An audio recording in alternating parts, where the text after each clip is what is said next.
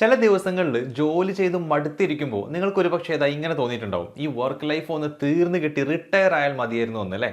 നമ്മുടെയൊക്കെ പ്രിയപ്പെട്ടവരുടെ കൂടെ സമയം ചെലവഴിക്കുകയും താല്പര്യമുള്ള കാര്യങ്ങളിലും ഹോബികളിലും ഒക്കെ ആയിട്ട് ഇങ്ങനെ മുഴുകിയിരിക്കുന്ന സുന്ദരമായ ചില ചിത്രങ്ങളും നമ്മുടെ മനസ്സിലേക്ക് അപ്പോൾ വന്നേക്കാം. പക്ഷേ ശരിക്കും റിട്ടയർമെന്റിന് ശേഷമുള്ള ലൈഫ് ഇങ്ങനെ ഒരു ഹോളിഡേ മൂഡ് പോലെ ആകണമെന്നുണ്ടെങ്കിൽ ഒരു കാര്യം അത്യാവശ്യമാണ്, ഒരു സോളിഡ് റിട്ടയർമെന്റ് പ്ലാൻ. നമ്മുടെ കരിയറിനോട് ഗുഡ് ബൈ പറയുന്നതിന് മുൻപ് അതിനുശേഷം മുന്നോട്ട് പോകാനുള്ള റിസോഴ്സസ് ഉണ്ടായിരിക്കണ്ടേ. ഫിനാൻഷ്യൽ സെക്യൂരിറ്റി ഇല്ലാതെ ജീവിക്കേണ്ടി വരുന്നത് ഭീകരമായ ഒരു അവസ്ഥയായിരിക്കും. അപ്പോൾ റിട്ടയർമെന്റിന് ശേഷം നന്നായി ജീവിക്കാൻ വേണ്ടി ശമ്പളം കിട്ടുന്ന കാലത്ത് കയ്യിലുള്ള റിസോഴ്സസിനെ സ്മാർട്ടായി ഉപയോഗിക്കണം. നമ്മുടെ അസറ്റ്സ് ശരിയായി ഇൻവെസ്റ്റ് ചെയ്യുന്നതും നമ്മുടെ താല്പര്യങ്ങൾക്കും സ്പെൻഡിങ് ഹാബിറ്റ്സിനും ഒക്കെ യോജിച്ച ഇൻവെസ്റ്റ്മെന്റ് പ്ലാൻ തിരഞ്ഞെടുക്കുന്നതുമൊക്കെ ഇതിന്റെ ഭാഗമാണ്. ഇന്നത്തെ കാലത്ത് ഇൻവെസ്റ്റ്മെന്റ് ചെയ്യാനുള്ള ഓപ്ഷൻസിന് ഒരു കുറവുമില്ല. നമ്മുടെ risk tolerance, income levels, investment horizon ഇതിനൊക്കെ അനുസരിച്ചുള്ള നിരവധി ഇൻവെസ്റ്റ്മെന്റ് ഓപ്ഷൻസ് അവൈലബിൾ ആണ് ഇന്ന് മാർക്കറ്റിൽ. ഇങ്ങനെ ഇൻവെസ്റ്റ്മെന്റ് ചോയ്സസിന്റെ ഒരു റേഞ്ച് തന്നെ ഉണ്ടെങ്കിലും ഇതിൽ ചിലത് ഇൻവെസ്റ്റേഴ്സിന് പ്രിയപ്പെട്ടവ ആയി മാറാറുണ്ട്. ഈ വീഡിയോ അത്തരത്തിലുള്ള 2 ഇൻവെസ്റ്റ്മെന്റ് ഓപ്ഷൻസിനെ കുറിച്ച് ഡിസ്കസ് ചെയ്യുന്ന വീഡിയോ ആണ്. NPS, national pension system and mutual funds. Welcome to Groww Malayalam. ഞാൻ ഷയാസ് റഫിയ മൊയ്തീൻ. ഈ വീഡിയോയിൽ നമ്മളപ്പോൾ NPSഉം മ്യൂച്വൽ ഫണ്ട്സും തമ്മിൽ കമ്പയർ ചെയ്ത് നിങ്ങൾക്ക് ഇതിൽ ഏതായിരിക്കും ബെറ്റർ എന്ന് മനസ്സിലാക്കാൻ സഹായിക്കുന്ന ഒരു വീഡിയോ ആണ് പ്ലാൻ ചെയ്യുന്നത്. But before we get started, please subscribe if you have not subscribed to our channel. Groww മലയാളത്തിലൂടെ ട്രേഡിംഗ്, ഇൻവെസ്റ്റിംഗ് ആൻഡ് ഫിനാൻസ് എന്നിവയുമായി ബന്ധപ്പെട്ടുള്ള നിങ്ങൾ അറിഞ്ഞിരിക്കേണ്ട ഇമ്പോർട്ടൻറ്റ് ടോപ്പിക്സ് ഞങ്ങൾ പോസ്റ്റ് ചെയ്യുന്നതാണ്. So hit the subscribe button and like button right away. ആ bell icon കൂടെ click ചെയ്ത് കഴിഞ്ഞാൽ എല്ലാ അപ്ഡേറ്റ്സും നിങ്ങൾക്ക് നോട്ടിഫിക്കേഷൻ ആയിട്ട് വരും. പിന്നെ ഫേസ്ബുക്കിലും ഇൻസ്റ്റാഗ്രാമിലും ഇപ്പോൾ ഗ്രോ മലയാളം ഉണ്ട്, അവിടെയും ഫോളോ ചെയ്യാം. അപ്പോൾ ഇന്നത്തെ വീഡിയോ തുടങ്ങാം. എന്താണ് NPS? NPS അഥവാ നാഷണൽ പെൻഷൻ സിസ്റ്റം ആ പേര് സൂചിപ്പിക്കുന്നത് പോലെ തന്നെ ഒരു ഗവൺമെന്റ് സ്പോൺസേഡ് പെൻഷൻ സ്കീമാണ്. ജനുവരി 2004 ലോഞ്ച് ചെയ്ത NPS PFRDA അഥവാ pension fund regulatory and development അതോറിറ്റിക്ക് കീഴിലാണ് വരുന്നത്. ഗവൺമെന്റ് എംപ്ലോയീസിനുള്ള ഒരു സ്കീമായിട്ടാണ് ഇത് തുടങ്ങുന്നത്. പക്ഷേ 5 വർഷം കഴിഞ്ഞപ്പോൾ 2009 ഇത് ബാക്കി എല്ലാ പൊതുജനങ്ങൾക്കും വേണ്ടി ഓപ്പൺ ആക്കി. ഇനി ഇതിന്റെ വർക്കിംഗ് എങ്ങനെയാണ് എന്ന് പറയാം. PFRDA റെഗുലേറ്റ് ചെയ്യുന്ന ചില ഫണ്ട് മാനേജേഴ്സ് ഉണ്ട്. NPSലൂടെ നമ്മൾ നടത്തുന്ന ഇൻവെസ്റ്റ്മെന്റ്സ് ഈ ഫണ്ട് മാനേജേഴ്സ് ഒരു പെൻഷൻ ഫണ്ടിലേക്ക് പൂൾ ചെയ്ത് സ്വരുക്കൂട്ടുന്നു. എന്നിട്ട് ഇൻവെസ്റ്റ്മെന്റ് ഗൈഡ് ലൈൻസ് പ്രകാരം ഗവൺമെന്റ് ബോണ്ടുകൾ, treasury bills, corporate debentures, shares എന്നിവയൊക്കെ അടങ്ങിയ ഡൈവേഴ്സിഫൈഡ് പോർട്ട്ഫോളിയോസിൽ ഇൻവെസ്റ്റ് ചെയ്യുന്നു.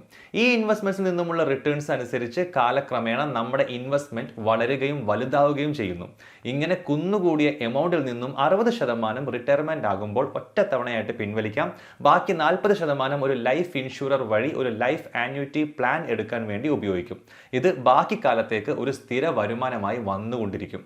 അപ്പോൾ എന്താണ് ഈ ആന്യൂറ്റി പ്ലാൻ എന്ന് നമുക്ക് വഴിയെ പറയാം. അതിനു മുൻപ് NPS കഴിഞ്ഞ വർഷങ്ങളിൽ കാണിച്ചിട്ടുള്ള പെർഫോമൻസ് ഇപ്പോൾ നിങ്ങൾക്ക് സ്ക്രീനിൽ കാണാം. ഓക്കെ, അപ്പോൾ എന്താണ് ഈ ആന്യൂറ്റി പ്ലാൻ? ഒരു ഇൻഷുറൻസ് കമ്പനിയും ഇൻഷുറൻസ് എടുക്കുന്ന ആളും തമ്മിലുള്ള ലോങ് ടേം ഇൻവെസ്റ്റ്മെന്റ് എഗ്രിമെന്റ്സ് ആണ് ആന്യൂറ്റീസ്. ഇതിൽ ഇൻവെസ്റ്റർ ഒരു തുക ഒറ്റത്തവണയായോ പല അടവുകളായോ ഇൻഷുറൻസ് കമ്പനിയിൽ അടക്കുന്നു. അതിന് പകരമായി അയാൾക്ക് കൃത്യ ഇടവേളകളിലായി ഇതിന് ഇൻകം കിട്ടുന്നു. അത് പെട്ടെന്ന് തന്നെ ആവാം, അല്ലെങ്കിൽ കുറച്ചു കാലം കഴിഞ്ഞിട്ട് ആയിരിക്കാൻ തുടങ്ങുന്നത്. ഒരു ആന്യൂറ്റി ഒരു കംഫർട്ടബിൾ ആയി ലൈഫ് നയിക്കാൻ സഹായിക്കുന്നു എന്നുണ്ടെങ്കിലും ഇതൊരു വരുമാന സ്രോതസ് ആയതുകൊണ്ട് തന്നെ ടാക്സ് കൊടുക്കേണ്ടി വരും. ഇനി നമുക്ക് NPSുമായി ബന്ധപ്പെട്ട ഇൻട്രസ്റ്റ് റേറ്റിനെ കുറിച്ചും റിസ്കിനെ കുറിച്ചും പറയാം. NPS ഒരു മാർക്കറ്റ് ലിങ്ക്ഡ് ഇൻസ്ട്രുമെന്റ് ആണ്. അതുകൊണ്ട് തന്നെ ഫിക്സഡ് പലിശ നിരക്കല്ല NPS സ്കീമിനുള്ളത്. NPSന്റെ റിട്ടേൺസ് 9 to 12% പെർ ആനം എന്നൊരു റേഞ്ചിലാണ് കിടക്കുന്നത്. ഇൻവെസ്റ്റ്മെന്റ് കാലാവധിക്കിടയിൽ വെച്ച് ഇൻവെസ്റ്റേഴ്സിന് അവരുടെ സ്കീം പ്രിഫറൻസോ ഫണ്ട് മാനേജേഴ്സിനെയോ ഒക്കെ എപ്പോൾ വേണമെങ്കിലും മാറ്റാവുന്ന ഫ്രീഡം ഇതിലുണ്ട്. ബട്ട് റിമെമ്പർ, ഈ മാറ്റങ്ങൾ നിലവിലുള്ള നിയമപരിധിക്കുള്ളിൽ നിന്നുകൊണ്ടാകണമെന്ന് മാത്രം. ഇതൊന്നുകൂടി വിശദീകരിച്ച് നമ്മൾ വഴിയെ പറയും. അപ്പോൾ ഇപ്പോൾ നമുക്ക് NPS റിസ്കി ആണോ അല്ലയോ എന്നുള്ളത് പറയാം. Equities, corporate bonds and government securities എന്നിവയുടെ ഒരു മിക്സ് ആയതുകൊണ്ട് NPSലെ ഇൻവെസ്റ്റേഴ്സിന് കൂടുതൽ ഉയർന്ന റിട്ടേൺസ് നേടാമെന്നുള്ളത് ശരിയാണ്. എന്നിരിക്കെ തന്നെ ഈ റിട്ടേൺസ് കംപ്ലീറ്റ്ലി മാർക്കറ്റ് ഡ്രൈവൺ ആണ്. അതുകൊണ്ട് തന്നെ നമ്മൾ തിരഞ്ഞെടുക്കുന്ന ഫണ്ട് മാനേജറുടെ പെർഫോമൻസ്, അസറ്റ് മിക്സ് എന്നിവ അനുസരിച്ചിരിക്കും ഇതിന്റെ റിട്ടേൺസും റിസ്ക്കും. ഇനി ആർക്കൊക്കെ NPSൽ ചേരാം? വളരെ ഈസിയാണ് ഇതിൽ ചേരുന്നത്. KYC അതായത് നോ യുവർ കസ്റ്റമർ നോംസ് ഒക്കെ കംപ്ലീറ്റ് ചെയ്താൽ മാത്രം മതി. റെസിഡന്റ് ആയിക്കോട്ടെ, നോൺ റെസിഡന്റ് ആയിക്കോട്ടെ 18 വയസ്സിനും 70 വയസ്സിനും ഇടയിലുള്ള ഏതൊരു ഇന്ത്യൻ സിറ്റിസണിനും ഇത് തുടങ്ങാം. അപ്പോൾ NPS എന്താണ് എന്നൊരു ധാരണ കിട്ടിയ സ്ഥിതിക്ക് ഇനി ഇതിനകത്തെ കുറച്ചുകൂടെ സൂക്ഷിച്ച് മനസ്സിലാക്കേണ്ട കാര്യങ്ങൾ കൂടെ നമുക്ക് നോക്കാം. NPS അക്കൗണ്ടുകളെ 2 കാറ്റഗറീസ് ആയിട്ട് ഡിവൈഡ് ചെയ്തിട്ടുണ്ട്. NPS tier 1 and NPS tier 2. NPS tier 1 ഒരു മാൻഡേറ്ററി അക്കൗണ്ട് ആണ്. NPSൽ ചേരുന്നവർ എന്തായാലും ഇത് എടുത്തിരിക്കണം. ടയർ 1 അക്കൗണ്ടിലേക്ക് പോകുന്ന പണം NPSന്റെ നിയമങ്ങൾ അനുസരിച്ച് മാത്രമേ പിൻവലിക്കാൻ കഴിയുകയുള്ളൂ. ഇത് ശരിക്കും ഒരു റിട്ടയർമെന്റ് അക്കൗണ്ട് ആണെന്ന് പറയാം. NPS ടയർ 1 അക്കൗണ്ട് തുടങ്ങാൻ വേണ്ടി നമ്മൾ ആദ്യം അടക്കേണ്ട തുക 500 രൂപയിൽ കുറയാത്തൊരു എമൗണ്ട് ആയിരിക്കണം. ഈ അക്കൗണ്ടിൽ ഇടാവുന്ന തുകയ്ക്ക് അപ്പർ ലിമിറ്റ് ഒന്നുമില്ല, എത്ര വേണേലും ഇടാം. ഇതിനു വേണ്ടി ഒരു യുണീക്ക് ID നമുക്ക് തരും. പെർമനന്റ് റിട്ടയർ അക്കൗണ്ട് നമ്പർ എന്നാണ് അതിന്റെ പേര്. ഷോർട്ടാക്കി പ്രാൻ എന്ന് പറയാം. നിയമപ്രകാരം ടയർ 1 NPS അക്കൗണ്ടിൽ നിക്ഷേപിക്കുന്ന പണം ഇൻവെസ്റ്റർക്ക് 60 വയസ്സാകുന്നത് വരെ ലോക്ക് ആയിരിക്കും. അതിനുശേഷം നമ്മൾ നേരത്തെ പറഞ്ഞതുപോലെ 60% ഒറ്റ തവണ ആയിട്ട് വിഡ്രോ ചെയ്യാൻ പറ്റും, അല്ലെങ്കിൽ ഒറ്റയടിക്ക് വിഡ്രോ ചെയ്യാം. ഇതിന് ടാക്സ് ഇല്ല. ബാക്കി 40% ആന്യൂറ്റി പ്ലാനിലേക്ക് പോകും. ഇൻകം ടാക്സ് ആക്ടിന്റെ പല സെക്ഷനുകളിൽ വരുന്ന ടാക്സ് ഇളവുകൾ ക്ലെയിം ചെയ്യാൻ വേണ്ടി NPSന്റെ ഈ ടയർ 1 ഉപയോഗിക്കാവുന്നതാണ്. NPS വഴിയുള്ള ടാക്സ് ബെനിഫിറ്റുകൾ അപ്ലൈ ആകുന്നത് ഈ ടയർ 1 അക്കൗണ്ടിൽ മാത്രമാണ്. അത് ഏതൊക്കെയാണ് ബെനിഫിറ്റ്സ് നമ്മൾ ലാസ്റ്റ് പറയും. ഇനി NPS tier 2. NPS tier 2 account open ചെയ്യണമെങ്കിൽ ടയർ 1 അക്കൗണ്ട് എന്തായാലും വേണം. അതായത് ടയർ 1 ഓപ്പൺ ചെയ്തവർക്കേ ടയർ 2 ഓപ്പൺ ചെയ്യാൻ കഴിയുകയുള്ളൂ. ടയർ 1 അക്കൗണ്ടിനേക്കാൾ ഫ്ലെക്സിബിൾ ആണ് ടയർ 2 അക്കൗണ്ട്സ്. കൂടുതൽ വിത്ഡ്രോവൽ ഓപ്ഷൻസും എക്സിറ്റ് ഓപ്ഷൻസും ഇതിലുണ്ട്. ഇതിലെ മിനിമം കോൺട്രിബ്യൂഷൻ 1000 rupees ആണ്. ടയർ 1ലേതുപോലെ അല്ല. ടയർ 2 അക്കൗണ്ടിൽ ഇടുന്ന പണത്തിന് ടാക്സ് ബെനിഫിറ്റ്സ് ഒന്നും കിട്ടില്ല. ടയർ 2 അക്കൗണ്ട് ടയർ 1 അക്കൗണ്ടിനുള്ള ഒരു ടോപ്പ് അപ്പ് ആണ് എന്ന് വേണമെങ്കിൽ പറയാം, അഡീഷണൽ ഫണ്ട് ഇടാൻ വേണ്ടിയിട്ടുള്ളത്. ഇനി NPSലുള്ള ഇൻവെസ്റ്റ്മെന്റ് ചോയ്സസ് ഏതൊക്കെയാണ് എന്ന് പറയാം. NPS സബ്സ്ക്രൈബേഴ്സിന് equity, corporate debt, government bonds and alternative investment funds എന്നീ 4 അസറ്റ് ക്ലാസുകളിലായി ഇൻവെസ്റ്റ് ചെയ്യാൻ ആക്സസ് ഉണ്ട്.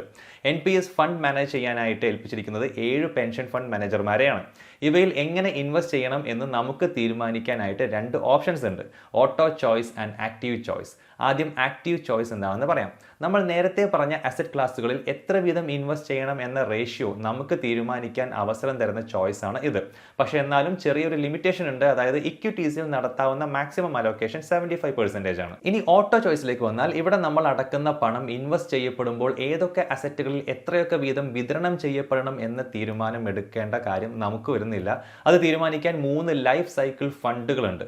അതിൽ ഒന്ന് തിരഞ്ഞെടുത്താൽ മാത്രം മതി. ഒന്നാമത്തേത് മോഡറേറ്റ് ലൈഫ് സൈക്കിൾ ഫണ്ടാണ്. ഇതാണ് ഡിഫോൾട്ട് ഓപ്ഷൻ. നമ്മളായിട്ട് മാറ്റിയില്ലെങ്കിൽ ഓട്ടോ ചോയ്സിൽ ഓട്ടോമാറ്റിക് ആയിട്ട് ഈ ലൈഫ് സൈക്കിൾ ഫണ്ടാണ് നമുക്ക് വേണ്ടി അലോക്കേഷൻ നടത്തുക. ഇതിൽ ഇക്വിറ്റി എക്സ്പോഷർ മാക്സിമം 50% ആണ്, അതിലപ്പുറം പോകില്ല. അടുത്തത് കൺസർവേറ്റീവ് ലൈഫ് സൈക്കിൾ ഫണ്ട്. ഒരു കൺസർവേറ്റീവ് അപ്രോച്ചിൽ ഇൻവെസ്റ്റ്മെന്റ് നടത്തുന്ന ലൈഫ് സൈക്കിൾ ഫണ്ടാണിത്. അതുകൊണ്ട് തന്നെ ഇതിലെ മാക്സിമം ഇക്വിറ്റി അലോക്കേഷൻ 25% ആയിട്ട് ക്യാപ് ചെയ്തിരിക്കുന്നു. അതിന് മുകളിലേക്ക് പോവില്ല. അടുത്തത് അഗ്രസീവ് ലൈഫ് സൈക്കിൾ ഫണ്ട്. ഈ ഓപ്ഷനിൽ മാക്സിമം ഇക്വിറ്റി അലോക്കേഷൻ 75% വരെ പോകാം. ഓക്കെ, അപ്പോൾ NPSനെ കുറിച്ചുള്ള കാര്യങ്ങൾ ഏറെക്കുറെ സെറ്റ് ആയതുകൊണ്ട് ഇനി നമുക്ക് മ്യൂച്വൽ ഫണ്ട്സിലേക്ക് വരാം. സിമ്പിൾ ആയിട്ട് പറഞ്ഞാൽ ഒരു കോമൺ ഇൻവെസ്റ്റ്മെന്റ് ലക്ഷ്യത്തിനായി ഒരുപാട് ആളുകളിൽ നിന്നും പണം സ്വരുക്കൂട്ടുന്ന പ്രൊഫഷണലി മാനേജ്ഡ് ഇൻവെസ്റ്റ്മെന്റ് ഫണ്ട്സ് ആണ് മ്യൂച്വൽ ഫണ്ട്സ്. ഈ പണം different securities such as equities, bonds, money market instruments തുടങ്ങിയവയിൽ ഇൻവെസ്റ്റ് ചെയ്യപ്പെടുന്നു. ഈ ഫണ്ടുകളിലെ ഓരോ ഇൻവെസ്റ്റർക്കും ഇൻവെസ്റ്റ് ചെയ്യുമ്പോൾ അതിനനുസരിച്ചുള്ള യൂണിറ്റുകളാണ് കിട്ടുന്നത്. ഈ യൂണിറ്റുകൾ റെപ്രസെന്റ് ചെയ്യുന്നത് മ്യൂച്വൽ ഫണ്ട് ഹോൾഡിംഗ്സിന്റെ ഒരു പോർഷൻ ആണ്. ഈ കളക്റ്റീവ് ഇൻവെസ്റ്റ്മെന്റ്സിൽ നിന്നുമുള്ള ഇൻകം അല്ലെങ്കിൽ ഗെയിൻസ് ചിലവ് കഴിച്ച് ബാക്കി ഇൻവെസ്റ്റേഴ്സിന് ആനുപാതികമായിട്ട് വിതരണം ചെയ്യപ്പെടും. ഈ സ്കീമുകളുടെ നെറ്റ് അസറ്റ് വാല്യൂ അല്ലെങ്കിൽ NAV കണക്കിലെടുത്താണ് ഇത് ചെയ്യുന്നത്. പലതരം മ്യൂച്വൽ ഫണ്ട്സ് ഉണ്ട്. ആദ്യം ഇക്വിറ്റി മ്യൂച്വൽ ഫണ്ട്സിനെ കുറിച്ച് പറയാം. ഇവിടെ ഇൻവെസ്റ്റ്മെന്റ് നടക്കുന്നത് സ്റ്റോക്കുകളിലാണ്. സെബി മ്യൂച്വൽ ഫണ്ട് റെഗുലേഷൻസ് പ്രകാരം ഈ ഫണ്ടുകളുടെ അസറ്റ്സിന്റെ 65% എങ്കിലും ഇക്വിറ്റി ആൻഡ് ഇക്വിറ്റി റിലേറ്റഡ് ഇൻസ്ട്രുമെന്റ്സിൽ ഇൻവെസ്റ്റ് ചെയ്തിരിക്കണം എന്നുണ്ട്. അടുത്തത് ഡെറ്റ് മ്യൂച്വൽ ഫണ്ട്സ്. ഈ ഫണ്ടുകൾ ഇൻവെസ്റ്റ് ചെയ്യുന്നത് ഫിക്സഡ് ഇൻകം ഇൻസ്ട്രുമെന്റ്സിലാണ് such as corporate and government bonds, corporate debt securities and money market instruments etcetera. Debt mutual ഫണ്ട്സുമായി ബന്ധപ്പെട്ട റിസ്ക് ഈ ബോറോവേഴ്സിന്റെ നേച്ചർ അനുസരിച്ചും അവരുടെ സ്വഭാവം അനുസരിച്ചും ഡെറ്റിന്റെ ഡ്യൂറേഷൻ അനുസരിച്ചും ഒക്കെ ഇരിക്കും. അടുത്തത് ഹൈബ്രിഡ് മ്യൂച്വൽ ഫണ്ട്സ്. ഇത് പല അസറ്റ് ക്ലാസുകളുടെ ഒരു മിക്സ് ആണ്. സ്കീമിന്റെ ഇൻവെസ്റ്റ്മെന്റ് ഒബ്ജക്റ്റീവ് അനുസരിച്ച് ഈ അസറ്റ് ക്ലാസുകൾ ഡെറ്റ് ആവാം, ഇക്വിറ്റി ആവാം, അല്ലെങ്കിൽ അല്ലെങ്കിൽ ഗോൾഡ് ആവാം. ഈ മിക്സ് കാരണം റിസ്ക് കുറക്കാനും സഹായിക്കുന്നു, ഡൈവേഴ്സിഫിക്കേഷനും ഉണ്ടാകുന്നു. അപ്പോൾ NPSന്റെയും മ്യൂച്വൽ ഫണ്ട്സിന്റെയും ബേസിക്സ് നമ്മൾ പറഞ്ഞു കഴിഞ്ഞു. ഇനി നമുക്ക് ഇത് രണ്ടും ഒന്ന് കമ്പയർ ചെയ്യാം. NPSന് ലോക്ക് ഇൻ പീരീഡ് ഉണ്ട്, അത് റിട്ടയർമെന്റ് വരെയാണ്. മ്യൂച്വൽ ഫണ്ട്സിൽ ELSS ഫണ്ടുകൾക്കും ക്ലോസ് എൻഡഡ് ഫണ്ടുകൾക്കും ലോക്ക് ഇൻ പീരീഡ് ഉണ്ട്, ബാക്കി ഒന്നിനും അതില്ല. NPSൽ മാർക്കറ്റ് ലിങ്ക്ഡ് ഇൻസ്ട്രുമെന്റ്സുകൾക്കാണ് കൂടുതൽ പ്രൊപ്പോർഷൻ ഉള്ളതെങ്കിൽ റിസ്ക് വളരെ കൂടുതലായിരിക്കും അവിടെ. മ്യൂച്വൽ ഫണ്ടിന്റെ ടൈപ്പ് അനുസരിച്ചാണ് റിസ്ക് ഇരിക്കുന്നത്. NPS അത്ര ഫ്ലെക്സിബിൾ അല്ല, മ്യൂച്വൽ ഫണ്ട് കൂടുതൽ ഫ്ലെക്സിബിൾ ആണ്. NPSൽ moderate to high growth opportunities ആണുള്ളത്, മ്യൂച്വൽ ഫണ്ടിൽ ഗ്രോത്ത് ഓപ്പർച്യൂണിറ്റീസും ഫണ്ടിന്റെ ടൈപ്പ് അനുസരിച്ചാണ് ഇരിക്കുന്നത്. NPSലെ വിത്ഡ്രോവൽ പോളിസീസ് ഭയങ്കര റിജിഡ് ആണ്, കുറച്ച് ബുദ്ധിമുട്ടേറിയതാണ്. മ്യൂച്വൽ ഫണ്ട്സിൽ ഇതിന് ഫ്ലെക്സിബിൾ ടൈം ഫ്രെയിംസ് അവൈലബിൾ ആണ്. ഇനി ഇത് രണ്ടിന്റെയും ടാക്സ് ബെനിഫിറ്റ്സ് എന്തൊക്കെയാണെന്ന് കൂടെ നമുക്ക് നോക്കാം. NPSന്റെ പോപ്പുലാരിറ്റിക്കുള്ള വലിയൊരു കാരണം തന്നെ ഇതുകൊണ്ടുള്ള ടാക്സ് ബെനിഫിറ്റ്സ് ആണ്. Income tax act section 80 CCD 1B കീഴിലായി വരുന്ന ഒരു additional deduction for investment up to ₹50,000 NPSന്റെ ടയർ 1ൽ കിട്ടുന്നുണ്ട്. Income tax act 1961 section 80C പ്രകാരമുള്ള 1.5 ലക്ഷം പെർ ആനം ഡിഡക്ഷന് പുറമെ ആണ് ഇത്. ഇനി ജോലി തരുന്ന സ്ഥാപനം NPS അക്കൗണ്ടിലേക്ക് കോൺട്രിബ്യൂഷൻ ചെയ്തിട്ടുണ്ടെങ്കിൽ അപ്പോഴും ടാക്സ് ബെനിഫിറ്റ്സ് ഉണ്ട്. സെക്ഷൻ 80 CCD2 പ്രകാരം ബേസിക് സാലറിയുടെ 10% വരെ എക്സംഷൻ ഉണ്ട്. ഇത് എംപ്ലോയീസ് ആയിട്ടുള്ളവർക്ക് മാത്രമാണ് ഉള്ളത്, ഇതിന് അപ്പർ ലിമിറ്റ് ഇല്ല. ഇനി മ്യൂച്വൽ ഫണ്ട്സിലേക്ക് വരാം. ഇക്വിറ്റി ലിങ്ക്ഡ് സേവിംഗ് സ്കീം ഒരു സ്റ്റാക്ക് സേവിംഗ് മ്യൂച്വൽ ഫണ്ടാണ്. സെക്ഷൻ 80C പ്രകാരം 1.5 ലക്ഷം റുപ്പീസ് പെർ ഫിനാൻഷ്യൽ ഇയർ വരെ ഡിഡക്ഷൻ ഉണ്ട് ഇതിൽ. ELSS മാത്രമാണ് സെക്ഷൻ 80C ടാക്സ് ബെനിഫിറ്റ്സ് ഉള്ള mutual fund category.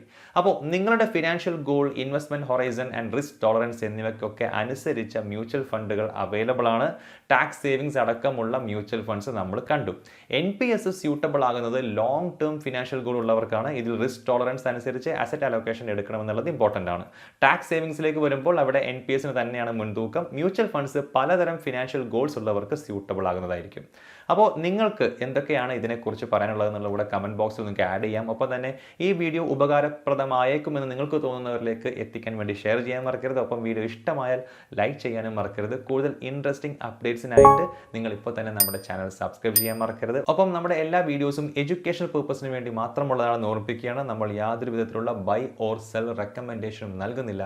Thank you for watching. മറ്റൊരു ഇൻട്രസ്റ്റിംഗ് വീഡിയോ ആയിട്ട് വീണ്ടും കാണാം. ബൈ.